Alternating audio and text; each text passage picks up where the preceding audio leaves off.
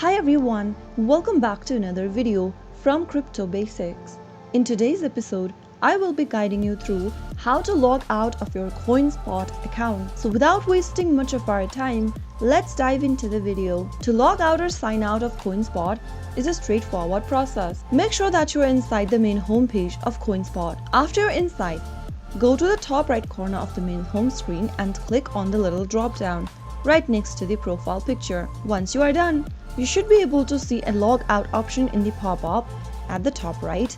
Simply go ahead and click on it to log out or sign out of Coinspot. Now, before logging out, make sure that you know your credentials or your login method for your Coinspot account. So that is how you can easily log out or sign out of Coinspot with a few simple steps. If you found the video to be helpful, go ahead and give us a thumbs up.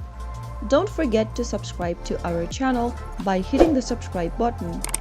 Also press on the notification bell icon so that you'll never miss another upcoming upload from us. I will be back again in the next episode. Thank you for watching.